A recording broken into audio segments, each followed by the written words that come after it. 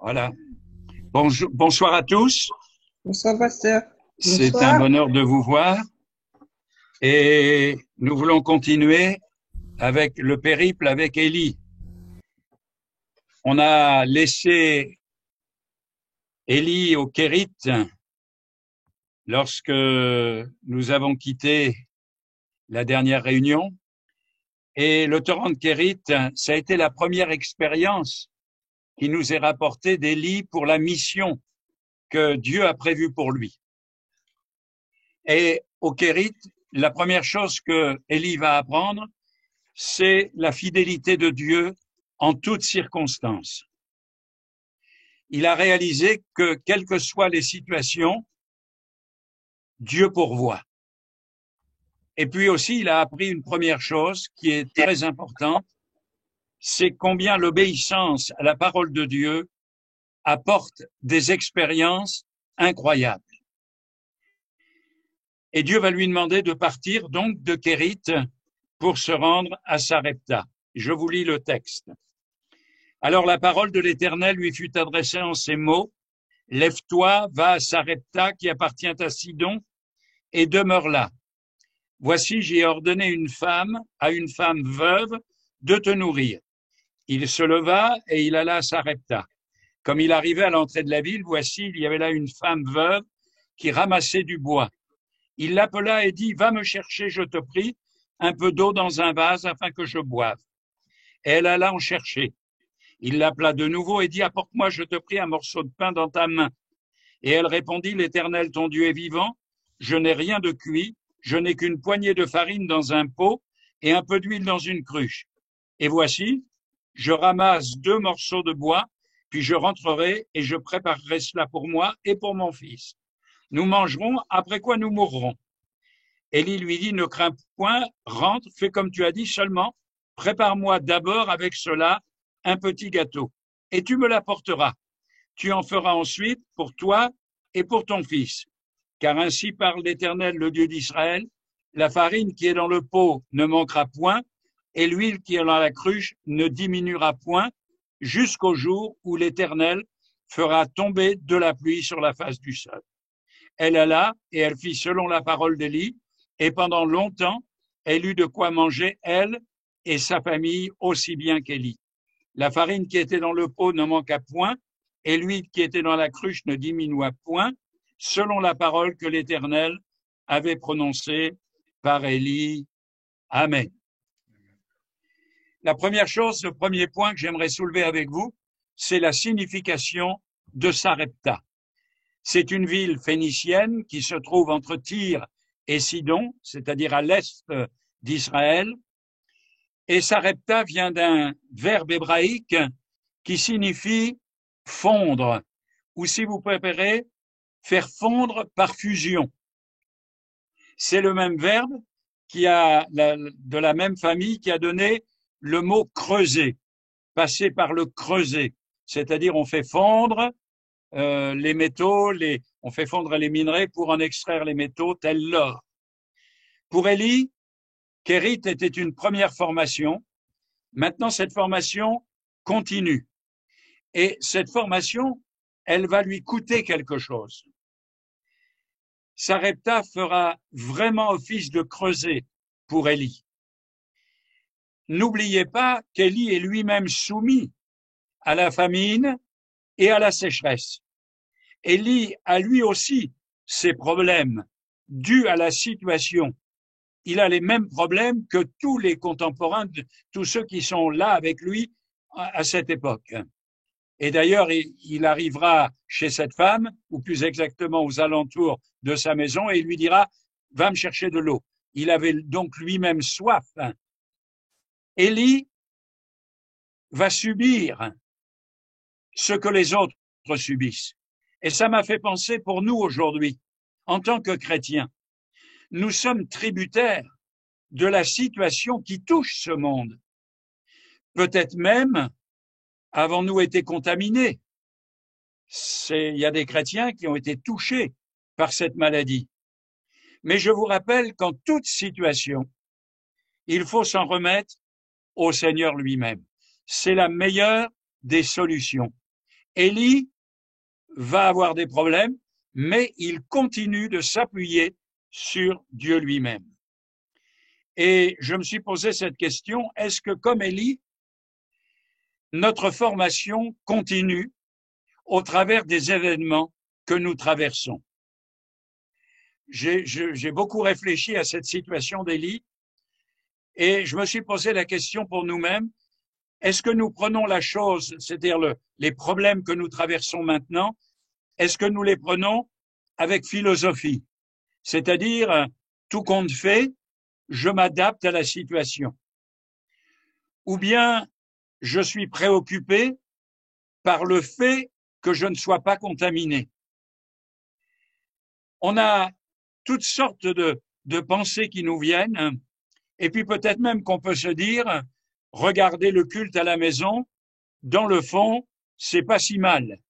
Je peux rester en pyjama, je peux dormir plus longtemps, pas besoin de sortir, je peux m'organiser pour quand même avoir un aspect religieux, spirituel.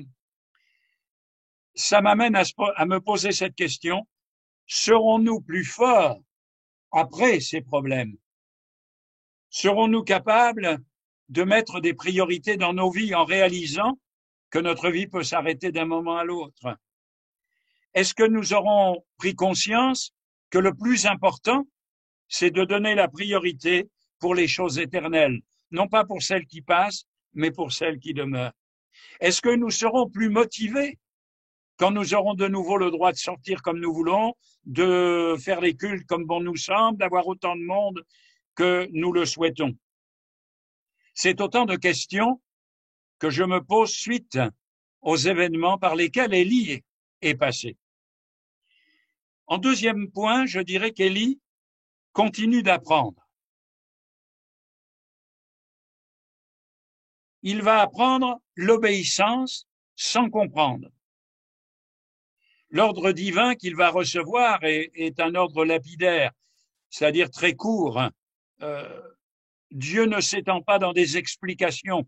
Nous, on veut toujours des explications. Pourquoi ceci, pourquoi cela, et pourquoi je suis malade, et pourquoi la pandémie, et pourquoi on ne peut pas se rassembler, etc.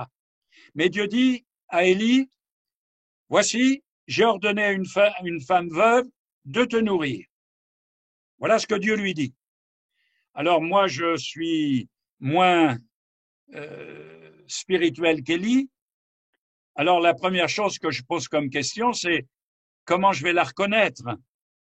C'est bien beau, mais des veuves à Sarepta, il n'y en avait certainement pas qu'une seule. Je ne sais même pas où elle habite, tu me donnes pas d'adresse. Élie ne va rien attendre de plus que ce que Dieu lui dit, et il va faire confiance au peu que Dieu lui dit. Sommes-nous, c'est une question, capable d'obéir sans comprendre, de regarder vers l'avenir en faisant totalement confiance à notre Père céleste. Troisièmement, le plan de Dieu pour Élie. Je vais faire avec vous un tout petit peu de géographie. Vous n'avez pas eu la curiosité de regarder où se trouvait Kérith, alors je vais vous le dire. Il est situé au sud-est du royaume d'Israël. Sarepta est situé au sud-ouest, au nord-ouest, pardon. Le Kérith au sud-ouest et Sarepta au nord-ouest. Pour vous, ça ne veut peut-être toujours rien dire, mais entre les deux points, il y a 150 kilomètres. Donc, ça va pas être facile de se rendre dans un endroit pour aller dans l'autre. À Kérith, Dieu domine sur les animaux. Il a commandé aux corbeaux de nourrir Élie. À Sarepta, Dieu va faire autrement. Il va pourvoir à l'huile et à la farine. À Kérith, il n'y a aucune avance de nourriture. Chaque jour, les corbeaux viennent, chaque jour, Élie reçoit la nourriture. À Sarepta, il va disposer de suffisamment de nourriture pour tous les jours qui viennent jusqu'à ce que la sécheresse s'arrête. À Kérit, il est seul. À Sarepta, il va être entouré d'étrangers et, entre autres, entouré d'une famille, comme nous allons le voir. Dieu savait donc ce dont l'avenir de son prophète serait fait. On oublie souvent que Dieu connaît notre avenir. Il sait de quoi notre avenir sera fait. Dieu savait qu'il avait besoin de force pour tenir ferme. La tâche était difficile, compliquée. C'est pour cela que Dieu permet qu'Élie passe par toutes ces expériences, parce que se présenter devant Akab, c'est ce qu'on verra à la fin de notre étude, c'était le but que Dieu avait fixé pour Élie, mais il fallait d'abord qu'Élie soit capable de se présenter devant Akab et de tenir tête aux 400 prophètes de Baal. Dieu apprend ainsi à son prophète que c'est lui le maître, que c'est Dieu le maître, en toutes choses. Et il va lui apprendre quelque chose que nous savons, mais dont nous oublions souvent la réalité, c'est que Dieu a des méthodes qui lui sont propres. Dieu n'a pas nos méthodes, il a ses méthodes. Alors il va utiliser ses méthodes pour former Élie. Il va utiliser ses méthodes pour former François. François, c'est moi. Il va utiliser ses méthodes pour former chacun de nous. Et ces méthodes seront différentes parce qu'il nous connaît bien. Il connaît bien Élie, donc il sait ce qu'il faut faire, et il nous connaît bien, donc il sait de quelle manière il va agir avec nous. Alors, la formation continue, c'est un mot qu'on emploie encore aujourd'hui, d'Élie commence par un long voyage. 150 kilomètres à pied. Mais 150 kilomètres à pied, c'est déjà un défi. Pour nous, en voiture, c'est vite fait, mais pour lui, même s'il avait un âne de temps en temps, mais ce qui est encore plus compliqué, peut-être vous ne l'avez pas remarqué, mais il doit marcher à découvert dans un pays où sa tête est mise à prix. Si vous lisez un roi 18, il est dit ceci, l'Éternel est vivant, il n'est ni nation, ni royaume où mon maître n'est envoyé pour te chercher. Et quand on disait que tu n'y étais pas, il faisait jurer le royaume et la nation qu'on ne t'avait pas trouvé. Donc, Élie, non seulement va faire 150 kilomètres, mais en plus, dans un milieu, on dirait aujourd'hui, dans un milieu hostile. Akab le faisait rechercher nuit et jour, dans tout le royaume et aux alentours. Et puis, j'ai découvert aussi quelque chose d'autre. C'est que pour se rendre à côté de Tyr et de Sidon, Tyr et Sidon, c'était le royaume du père de Jézabel. C'est de là qu'elle venait, Jézabel. Son père s'appelait Edbal, il était roi de Tyr. Alors, Dieu lui dit, tu vas aller là-bas. D'où vient Jézabel? Quand on connaît un petit peu l'histoire, les chrétiens qui lisent la Bible connaissent cette histoire, aussi Élie doivent-ils faire confiance à Dieu pendant tout le trajet. Il doit faire confiance à Dieu pour que ses forces soient renouvelées. Il est obligé de faire confiance à Dieu pour pouvoir manger et boire. On ne sait pas comment il a fait, mais Dieu l'a pas, ou alors Dieu lui a donné la force de marcher comme plus tard, sans nourriture. Et puis, il est recherché, puis personne ne le trouvera. Et il va aller en territoire ennemi parce que c'est là que Dieu le veut. Nous avons, nous aussi, un long voyage à parcourir. Il s'appelle le voyage de la vie. Et arrivé à mon âge, je réfléchissais en préparant cette prédication à mon parcours spirituel depuis que j'ai donné mon cœur au Seigneur et que je me suis engagé dans le service. Et je me disais, en étudiant ce texte, aujourd'hui, je comprends toutes les épreuves et toutes les difficultés par lesquelles je suis passé. Parce qu'aujourd'hui, je suis capable de rencontrer Akab, chose que je n'aurais pas été quand j'étais un jeune prédicateur. Le diable a mis notre tête à prix. Je ne sais pas si vous êtes au courant, mais le diable n'a pas nous laissé faire. Il a mis en œuvre tout ce qu'il pouvait. J'ai failli mourir plusieurs fois. Mais Dieu a été fidèle. Faisons confiance d'abord à Dieu pour le voyage de la vie. Là où Dieu nous attend, où il nous a donné rendez-vous, il nous permettra d'y arriver. Toute notre vie, nous aurons à nous former. Toute notre vie, nous aurons à progresser. Toute notre vie, nous aurons à apprendre. Et comme le disait un de nos stars, je sais que je ne sais rien. Et c'est vrai qu'avec le Seigneur, on apprend toujours, et jusqu'à ce que nous quittions cette terre, nous apprendrons, parce que Dieu, on n'aura jamais fait, pardonnez-moi, c'est un terme un peu trivial, on n'aura jamais fait le tour de ce que Dieu est et de ce qu'il attend de nous. Et pendant ce trajet de 150 kilomètres en terrain hostile, eh bien, je vais vous dire quelque chose. Dieu sait où se trouve Élie. Ça m'a fait tellement chaud au cœur. Dieu sait où nous sommes. Dieu sait dans quelle situation nous sommes.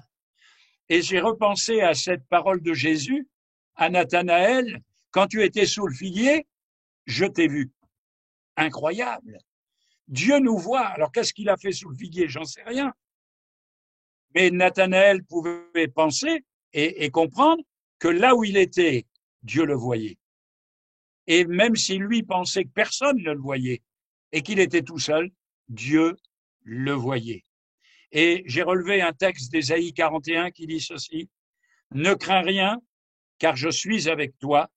Ne promène pas des regards inquiets, car je suis ton Dieu.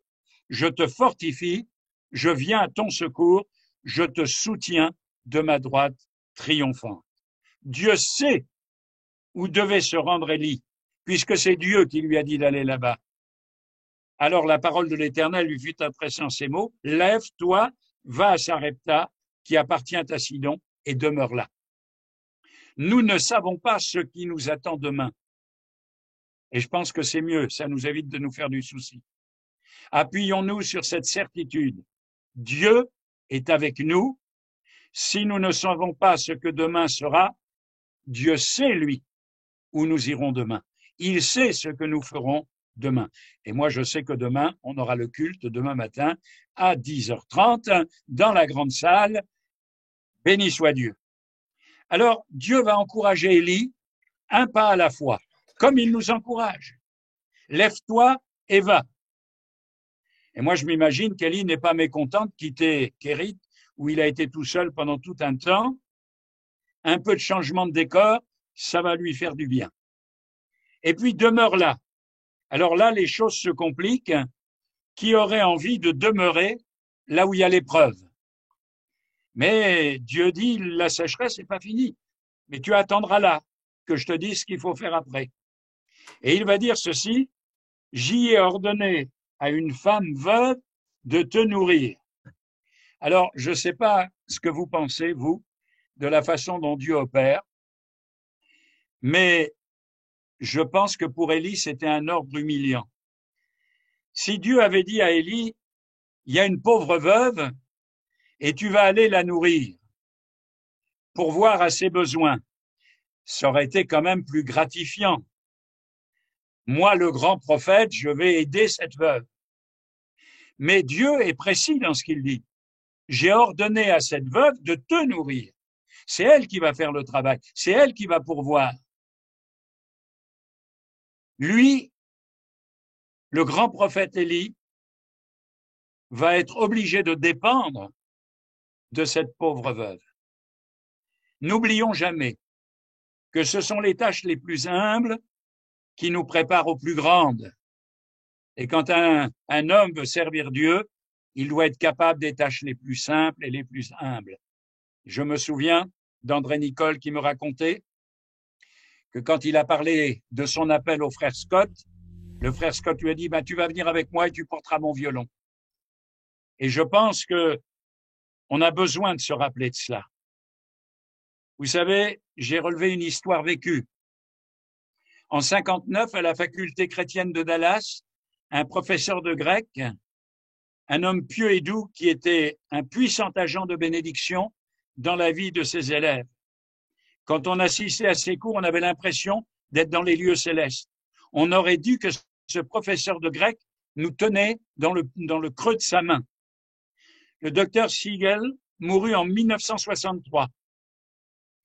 Et à son enterrement, on a entendu le secret. Comment le Seigneur avait fait de cet homme l'homme qu'il était devenu. Des années auparavant, dans la crise économique qui a touché l'Amérique, il voulait absolument rester à enseigner ses élèves à cette école biblique. Mais voyez, il n'y avait plus d'argent. Donc il a accepté de prendre comme travail de vider les poubelles des étudiants, de carreler les salles de bain. Il a pris un travail manuel dans le seul but de continuer à enseigner. Voilà d'où venait son caractère. Il avait été capable de s'humilier pour répondre au ministère que Dieu avait placé et lui avait donné. Alors, je terminerai avec l'arrivée à Sarepta. Il se leva, c'est Élie qu'il est question, et il alla à Sarepta. Comme il arrivait à l'entrée de la ville, on a lu ensemble. En arrivant à l'entrée de la ville, Élie va connaître deux tests.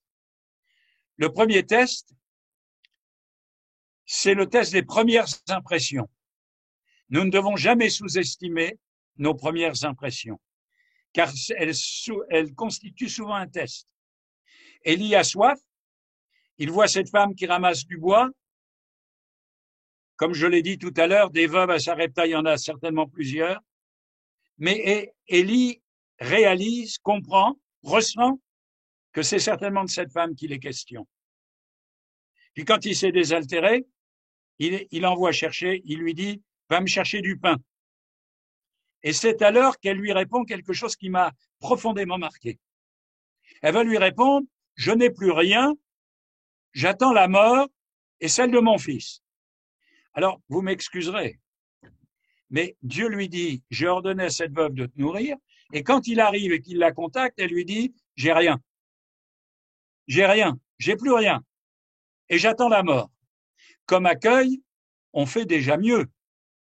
Comment c'est cette femme qui doit prendre soin de moi alors qu'elle n'a plus rien? Ce qui est frappant, c'est que Dieu va dire au torrent de Kérit, quand Élie doit aller au torrent de Kérit, Dieu va dire « J'ai ordonné au corbeau de te nourrir ». Et il va reprendre le même terme pour dire « J'ai ordonné à cette femme de pourvoir à tes besoins ». Dans les deux cas, c'est le même verbe. Elle devait être croyante, elle, cette femme, en Dieu, je pense. Et elle a aussi certainement pensé, ce doit être lui, le prophète, qui vient chez moi. Parce que quand Dieu organise les choses, c'est toujours parfait. Quand Dieu organise les choses, les croisements, les bifurcations se font au bon endroit. Les aiguillages sont bien orientés.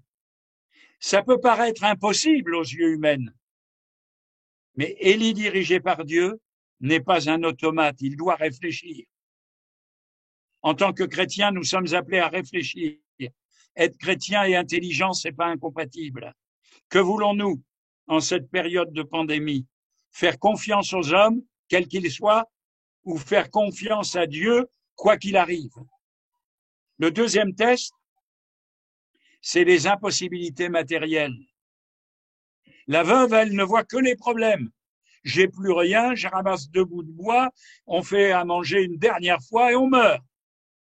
Elle est comme toutes les femmes, réaliste. Elle dit, avec ce que j'ai, je peux rien faire. Ses regards sont dirigés vers le pot de farine et la cruche d'huile. Voilà Élie dans une situation inextricable à vue humaine. Mais Élie, lui, il n'a pas les yeux sur la cruche, il n'a pas les yeux sur le pot, il a les yeux sur Dieu. Il va donc agir par la foi. Si Dieu m'envoie, et si c'est cette veuve qui doit me nourrir, si Dieu a prévu que je mange, alors ça veut dire qu'il va mettre de l'huile et de la farine dans le pot.